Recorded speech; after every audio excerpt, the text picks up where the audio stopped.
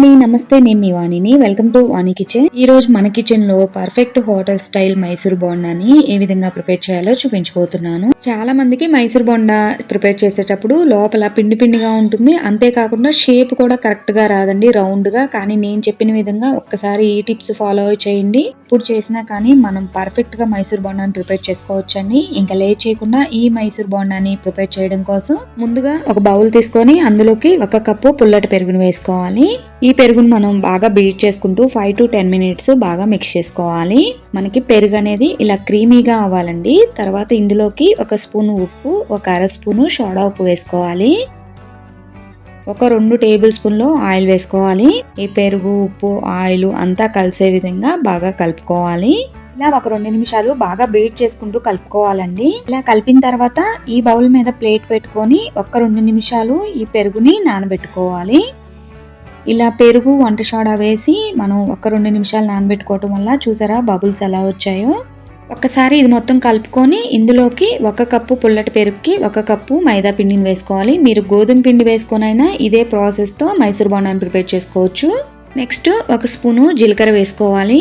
2 పచ్చిమిర్చిని చిన్నగా కట్ చేసుకొని వేసుకోవాలి. కొంచెం కరివేపాకుని సన్నగా కట్ చేసుకొని వేసుకోవాలి. ఈ జీలకర్ర, పచ్చిమిర్చి, కరివేపాకు, పిండి అంతా కలిసే విధంగా బాగా కలుపుకోవాలి. బాగా పిండిని బీట్ చేసుకుంటూ 10 మినిట్స్ కలుపుకోవాలండి. మనం పిండిని కలిపే విధానంలోనే ఉంటుంది మైసూర్ బోండా పర్ఫెక్ట్ గా రావడం. ఇలా ఒక 10 మినిట్స్ కలిపిన తర్వాత ఈ పిండిని ఒక 30 to 40 మినిట్స్ నానబెట్టుకోవాలి. ఒక 40 మినిట్స్ తర్వాత ఈ పిండిని ఇంకేమీ కలపకూడదండి. మనం వాటర్లో ఇలా చేతిని డిప్ చేసుకొని ఒక చివరి నుంచి పిండిని తీసుకొని ఇలా ఆయిల్లోకి వేసుకోవడమే. చూసారా, నేను 2 వేళ్ల మధ్యలోంచి పిండిని వేసుకుంటున్నాను. ఇలా వేసుకోవటం వల్ల మైసూర్ బోండా అనేది రౌండ్ షేప్ లో కరెక్ట్ గా వస్తుందండి. ఇప్పుడు స్టవ్ మీద ఒక ప్యాన్ పెట్టుకొని అందులోకి డీప్ ఫ్రై కి సరిపడినంత ఆయిల్ వేసుకోవాలి.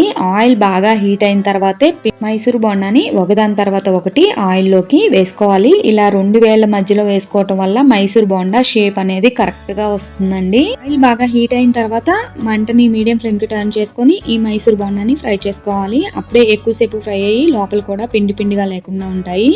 మీరు ఫస్ట్ టైం మైసూర్ బోండాని ప్రిపేర్ చేసినా కానీ నేను చెప్పిన విధంగా ట్రై చేయండి. పర్ఫెక్ట్ హోటల్ స్టైల్లో లాగా చాలా అంటే చాలా బాగా వస్తాయండి. ఇలా అటు ఇటు తిప్పుకుంటూ మంచి గోల్డెన్ కలర్ వచ్చిన తర్వాత ఈ మైసూర్ బోండాని పక్కకు తీసేసుకొని నెక్స్ట్ బ్యాచ్ కింద మిగిలిన పిండితో మనం ఎన్ని కావాలంటే అన్ని మైసూర్ బోండాని ప్రిపేర్ చేసుకోవచ్చు. అంతే అండి, చాలా సింపుల్ గా హోటల్ స్టైల్లో మైసూర్ బోండాని ప్రిపేర్ చేశాం కదా. మీరు కూడా ట్రై చేసి ఎలా వచ్చిందో కామెంట్ చేయండి. మైసూర్ బోండాని పల్లీ చట్నీ కాంబినేషన్ తో తింటే చాలా అంటే చాలా బాగుంటాయండి. నేను ఇప్పుడు ఒక మైసూర్ బోండాని తుంచి చూపిస్తున్నా చూడండి. లోపల కూడా పర్ఫెక్ట్ గా కుక్ అయిపోయింది. నేను చెప్పిన విధంగా ఇలా చేస్తే మాత్రం పిండి పిండిగా లేకుండా చాలా అంటే చాలా టేస్టీగా కుదురుతాయండి. పప్పు నానబెట్టే పని లేకుండా అప్పటికప్పుడు 10 నిమిషాల్లో బన్న దోశని ప్రిపేర్ చేసుకోవచ్చండి. చాలా అంటే చాలా ఈజీ. ఇంకా లేట్ చేయకుండా ఈ సింపుల్ అండ్ టేస్టీ బన్న దోశని ఎలా ప్రిపేర్ చేసుకోవాలో ఈ వీడియోలోకి వెళ్ళి చూసేద్దాం. ముందుగా మిక్సీ జార్ తీసుకొని అందులోకి 1 కప్పు సూజీ రవ్వను వేసుకోవాలి. అదే అండి ఉప్మా రవ్వను వేసుకోవాలి. అదే కప్పుతో 1/2 కప్పు పుల్లటి పెరుగును వేసుకోవాలి. 1.5 కప్పుల వాటర్ని వేసుకోవాలి. 1 కప్పు ఉప్మా రవ్వ, 1/2 కప్పు పుల్లటి పెరుగు, 1.5 కప్పుల వాటర్ని వేసుకోవాలి. 1 స్పూను ఉప్పు వేసుకొని మిక్సీ జార్ మూత పెట్టుకొని మెత్తగా బ్లెండ్ చేసుకోవాలండి. బరక అనేది లేకుండా బాగా మెత్తగా బ్లెండ్ చేసుకోవాలి. ఇలా బ్లెండ్ చేసుకున్న తర్వాత ఇందులోకి ఇంకొక 2 నుంచి 3 టేబుల్ స్పూన్ వరకు బియ్యం పిండిని వేసుకోవాలి. మీరు కావాలంటే ఒకేసారి సూజీ రవ్వను వేసాం కదా, అప్పుడే బియ్యం పిండిని కూడా వేసుకొని గ్రైండ్ చేసుకోవచ్చు. ఇలా గ్రైండ్ చేసుకున్న పిండిని ఒక బౌల్లోకి వేసుకొని పక్కన పెట్టేసుకోండి. స్టవ్ మీద ఒక పాన్ పెట్టుకొని అందులోకి 1 స్పూన్ ఆయిల్ వేసుకోవాలి. ఆయిల్ హీట్ అయిన తర్వాత 1 స్పూను పోపు దినుసులు వేసుకోవాలి. పోపు దినుసులు అన్ని వేగిన తర్వాత 2 పచ్చిమిర్చిని తీసుకొని రౌండ్ గా కట్ చేసుకుని వేసుకోవాలి. మీడియం సైజ్ ఆనియన్ ని చిన్న ముక్కలుగా కట్ చేసుకొని అన్నిటిని కలుపుకుంటూ ఫ్రై చేసుకోవాలి. కొంచెం కరివేపాకు కూడా వేసుకొని ఒకసారి బాగా మిక్స్ చేసుకొని కొంచెం సాఫ్ట్ గా మగ్గేంత వరకు 1 నిమిషం ఫ్రై చేసుకోవాలి. ఇలా ఫ్రై అయిపోయిన ఆనియన్స్ ని మనం పిండి వేసుకున్న బౌల్లోకి వేసుకోవాలి. ఇలా వేసుకోవటం వల్ల బన్ దోశ టేస్ట్ చాలా బాగుంటాయండి. మీరు ఇలా వద్దు అనుకుంటే కనుక ఇలా పోపు దినుసులు, ఆనియన్, పచ్చిమిర్చి ఏమీ వేసుకోకుండా అయినా ఈ బన్ దోశని ప్రిపేర్ చేసుకోవచ్చండి. 1 పావు స్పూన్ సోడా ఉప్పు వేసుకొని ఈ సోడా ఉప్పు కూడా పిండిలో అంతా కలిసే విధంగా బాగా మిక్స్ చేసుకోవాలి. బన్ దోశని ప్రిపేర్ చేయడం కోసం స్టవ్ మీద ఒక ప్యాన్ పెట్టుకొని అందులోకి 1 అర స్పూన్ ఆయిల్ వేసుకొని ఆయిల్ మొత్తం స్ప్రెడ్ చేసుకోవాలి ప్యాన్ చుట్టూ. నెక్స్ట్ 3 గరిటెల పిండిని ప్యాన్ లో వేసుకోవాలండి. మంటని లో ఫ్లేమ్కి అడ్జస్ట్ చేసుకొని ఒక 5 మినిట్స్ ఈ దోశని కాల్చుకోవాలి. ఈ ప్యాన్ మీద ప్లేట్ని పెట్టుకొని ఒక 5 మినిట్స్ వరకు ఒకవైపు కాలేంత వరకు దోశను కాల్చుకోవాలి. ఒకవైపు కాలిన తర్వాత రెండో వైపుకి టర్న్ చేసుకోవాలి. మనం మంటని హై ఫ్లేమ్లో పెట్టుకొని కనుక ఈ దోశని కాల్చుకున్నట్టయితే లోపలైతే పిండి పిండిగా ఉంటుందండి, పైకి కాలినట్టు కనిపిస్తుంది. కానీ ఇలా రెండు వైపులా ఈవెన్గా దోశ కాలిన తర్వాత ఈ దోశని పక్కకు తీసేసుకొని మిగిలిన పిండితో మనకి ఎన్ని కావాలంటే అన్ని దోశల్ని ఈ విధంగా ప్రిపేర్ చేసుకొని సర్వింగ్ ప్లేట్లోకి తీసుకొని పల్లీ చట్నీ కాంబినేషన్తో తిన్నామంటే చాలా బాగుంటాయండి. నేను తీసుకున్న పిండి క్వాంటిటీకి అయితే నాకు 8 బన్ను దోశలు వచ్చాయి. మీరు ఇంకా ఎక్కువ బన్ దోశలను ప్రిపేర్ చేసుకోవాలనుకుంటే క్వాంటిటీ డబల్ చేసుకోండి, తక్కువ చేసుకోవాలనుకుంటే తగ్గించి తీసుకోండి. చూసారు కదా బన్ను దోశలు ఎంత పర్ఫెక్ట్గా వచ్చాయో. ఈజీగా అప్పటికప్పుడు మార్నింగ్ టైంలో ఎటువంటి హడావుడి లేకుండా 10 నిమిషాలు ప్రిపేర్ చేసుకోవచ్చండి. హెల్దీగా క్యారెట్తో దోశని ఏ విధంగా ప్రిపేర్ చేయాలో చూపించబోతున్నాను. మనం దోశని ప్రిపేర్ చేయాలి అంటే కనుక చాలా ప్రాసెస్ ఉంటుంది కదా, కానీ ఇలా హెల్దీగా క్యారెట్తో దోశని 10 నిమిషాలు ప్రిపేర్ చేసుకోవచ్చండి. చాలా టేస్టీగా ఉంటుంది. ఈ హెల్దీ క్యారెట్ దోశని ప్రిపేర్ చేయడం కోసం ముందుగా ఒక మిక్సీ జార్ తీసుకొని అందులోకి 2 పెద్ద సైజు క్యారెట్ని పైన మొత్తం పీల్ తీసేసుకొని ఇలా రౌండ్ గా ముక్కలుగా కట్ చేసుకొని మిక్సీ జార్ లోకి వేసుకోవాలి. చిన్న గ్లాస్ తో ఒక హాఫ్ గ్లాస్ వరకు వాటర్ ని యాడ్ చేసుకొని మెత్తగా బ్లెండ్ చేసుకోవాలి. ఇలా బ్లెండ్ చేసుకున్న క్యారెట్ లోకి 1 కప్పు సూజీ రవ్వను వేసుకోవాలి. అదే అండి ఉప్మా రవ్వను వేసుకోవాలి. నెక్స్ట్ 3 స్పూన్ల బియ్యం పిండిని వేసుకోవాలి. నెక్స్ట్ 1/2 కప్పు పుల్లటి పెరుగును వేసుకోవాలి. 1/2 కప్పు వాటర్ని యాడ్ చేసుకొని మిక్సీ జార్ మూత పెట్టుకొని బరక అనేది లేకుండా మెత్తగా బ్లెండ్ చేసుకోవాలి. ఇప్పుడు ఈ పిండి మొత్తాన్ని ఒక బౌల్లోకి వేసుకోవాలి. మనం ఏ కప్పుతో అయితే రవ్వను తీసుకున్నామో అదే కప్పుతో ఇంకొక కప్పు వాటర్ని యాడ్ చేసుకొని ఈ వాటర్ పిండి అంతా కలిసే విధంగా బాగా గరిటెతో కలుపుకోవాలి. 1 స్పూన్ దాకా సాల్ట్ వేసుకోవాలి. 1 అర స్పూను జీలకర్ర, కొంచెం కరివేపాకుని తుంచుకొని వేసుకోండి. 1 పావు స్పూను సోడా ఉప్పు కూడా వేసుకొని ఇది మొత్తం ఒకసారి బాగా కలుపుకొని ఒక 10 నిమిషాలు పిండిని నానబెట్టుకోండి.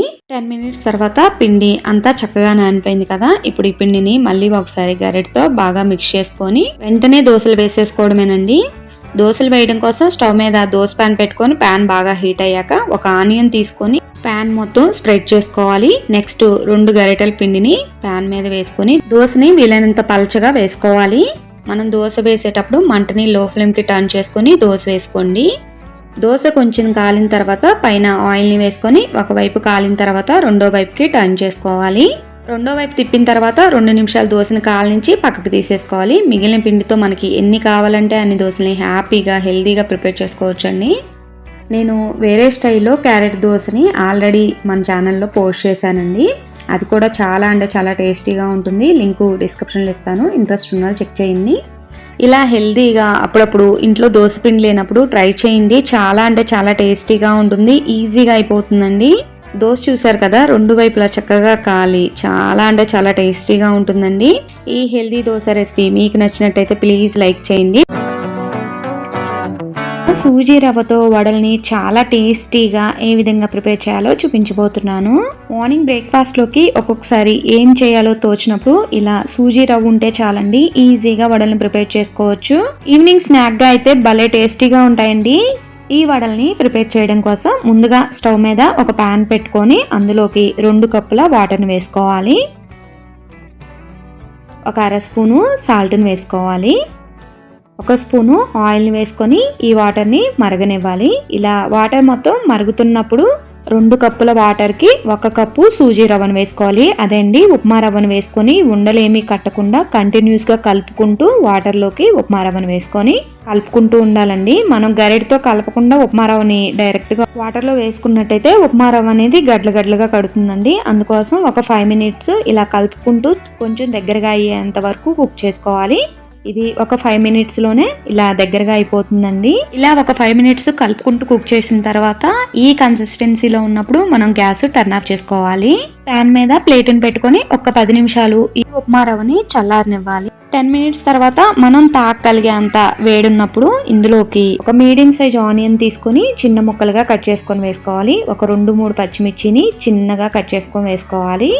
కొంచెం కరివేపాకు, ఒక అర స్పూన్ జీలకర్ర వేసుకొని ఈ ఉప్మా రవ్వలో ఇది మొత్తం కలిసే విధంగా ఆనియన్, పచ్చిమిర్చి, కరివేపాకు అంతా కలిసే విధంగా బాగా కలుపుకున్న తర్వాత చేతిని తడి చేసుకొని కొంచెం పిండిని తీసుకొని ఇలా రౌండ్గా బాల్ లాగా ప్రిపేర్ చేసుకొని చేత్తోనే ఇలా లైట్గా ప్రెస్ చేసుకొని మధ్యలోకి హోల్ పెట్టుకొని వడల్ని ప్రిపేర్ చేసుకోవడమే. చాలా ఈజీ. ఇలా ప్రిపేర్ చేసిన వడల్ని ఆయిల్లోకి వేసేసుకోవాలి. ఆయిల్ హీట్ అయిన తర్వాత ఒకదాని తర్వాత ఒకటి వడల్ని ఆయిల్లోకి వేసుకోవాలి. మనం ఒకేసారి కవర్ మీద కనుక 4-5 వడల్ని ప్రిపేర్ చేసుకున్నట్టయితే ఒకేసారి ఆయిల్లోకి వేసేసుకోవచ్చు. మనం వడల్ని ఆయిల్లోకి వేయగానే వెంటనే గరిటతో కదపకూడదండి. అలా కదిపినట్లయితే పిండి అనేది గరిటకి అంటుకొని వడ షేప్ అనేది కరెక్ట్గా ఉండదు. అంతేకాకుండా వడ కూడా విరిగిపోతుంది. ఒకవైపు ఫ్రై అయ్యేంత వరకు ఆగి కొంచెం ఫ్రై అయిన తర్వాత రెండో వైపుకి టర్న్ చేసుకోవాలి. ఈ వడలు ఫ్రై అవడానికి కొంచెం టైం పట్టిద్దండి. మనం మంటని హై ఫ్లేమ్లోనే చక్కగా వీటిని ఒకవైపు ఫ్రై అయిన తర్వాత రెండో వైపుకి టర్న్ చేసుకొని రెండు వైపులు ఈవెన్గా ఫ్రై అయిన తర్వాత వీటిని పక్కకు తీసేసుకోవాలి. అంతే అండి, చాలా ఈజీగా సూజీ రవ్వతో వడల్ని ప్రిపేర్ చేశాం కదా. తప్పకుండా మీరు కూడా ట్రై చేసి మీకు ఎలా కుదిరిందో కామెంట్ చేయండి. ఈ వడల్ని మార్నింగ్ బ్రేక్ఫాస్ట్గా అయినా లేదా ఈవినింగ్ స్నాక్గా అయినా ప్రిపేర్ చేసుకోవచ్చు. నాకైతే ఈవినింగ్ స్నాక్గా బాగుంటాయి అనిపించిందండి. కొంచెం క్రిస్పీగా ఉన్నాయి. ఈ వీడియో నచ్చితే మీ ఫ్రెండ్స్ అండ్ రిలేటివ్స్కి షేర్ చేసి మరిన్ని సింపుల్ అండ్ క్విక్ రెసిపీస్ కోసం నా ఛానల్ని సబ్స్క్రైబ్ చేసుకోండి. Thank you for watching. మరొక మంచి వీడియోతో మళ్ళీ కలుద్దాం.